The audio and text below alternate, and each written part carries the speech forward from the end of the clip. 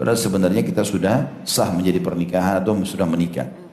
Dan dalam pernikahan, selain daripada rukun tadi yang sudah kita sebutkan itu, ada namanya juga hukum mahram. Jadi tidak boleh sembarangan kita menikah. Tidak boleh sembarangan menikah.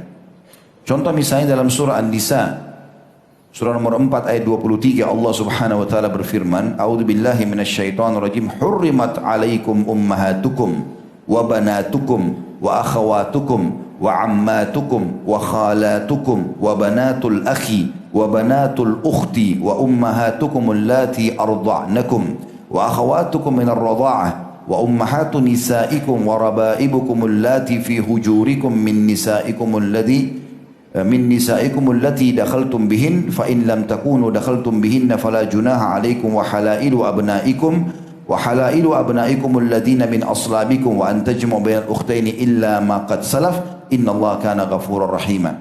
Ini kaidah penting dalam menikah. Boleh menikah sama siapa dan tidak boleh menikah sama siapa. Allah mengatakan diharamkan atas kalian mengawini atau menikahi ibu-ibu kalian, ya. Kemudian anak-anak kalian yang perempuan, saudari-saudari perempuan kalian dari bapak kalian, saudari-saudari perempuan dari ibu, saudari-saudari perempuan bapakmu, maksudnya tante, ya. Jadi tante dari pihak ayah, dan saudari-saudari ibumu yang perempuan, tante dari pihak ibu. Nah, ini sebenarnya dalam bahasa Arab ada beda istilah, ya. Kalau saudari ayah istilahnya ammatun. Biasa orang Arab bilang ammati, tanteku, tapi jelas kalau dia bilang amma berarti dari pihak ayahnya. Kalau dari pihak ibu khalah. Biasa orang bilang khalati.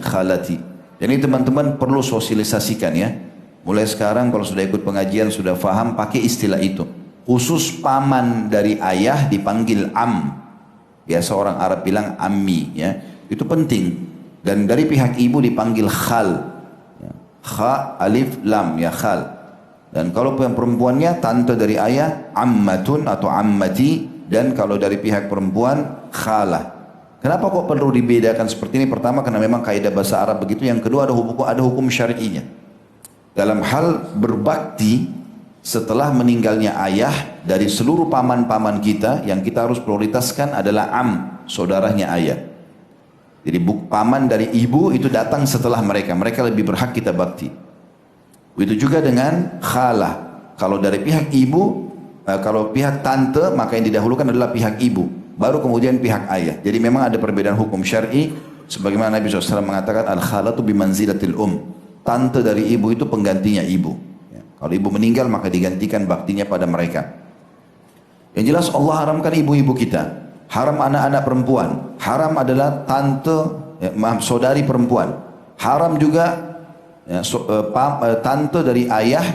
Haram juga tante dari ibu.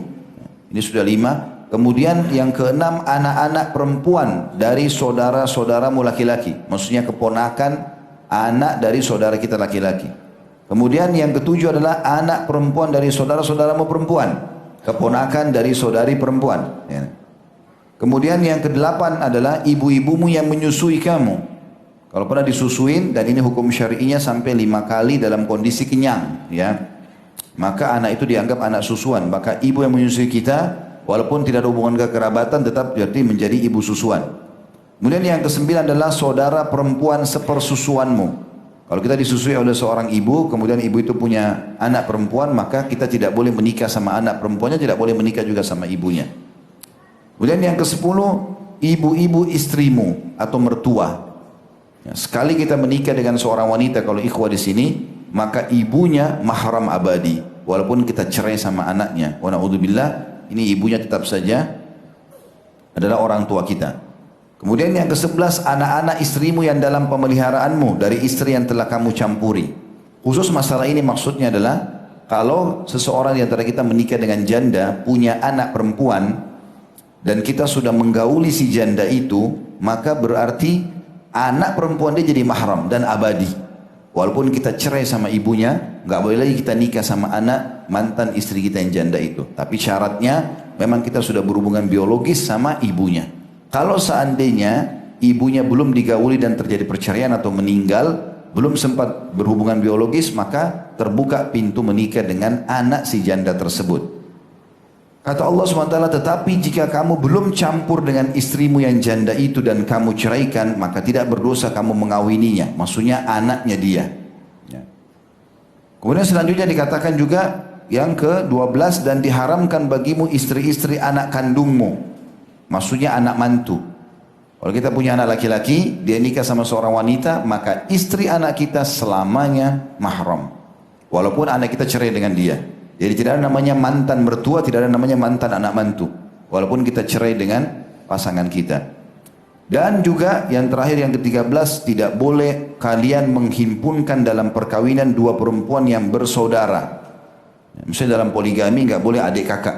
Kecuali kalau sudah meninggal si kakak misalnya, lalu dinikahi adiknya, maka itu tidak masalah. Tapi dalam satu naungan pernikahan tidak boleh. Kata Allah, kecuali yang telah terjadi pada masa lampau. Di masa jahiliyah boleh. Kalau dia kaya raya, dia boleh menikahi sekaligus adik kakak misalnya. Maka dalam Islam ada tatanannya tidak boleh. Sesungguhnya Allah Maha Pengampun lagi Maha Penyayang. Allah Maha Pengampun lagi Maha Penyayang. Jadi ada hukum-hukum syar'i yang Allah tetapkan tentang masalah pernikahan ini.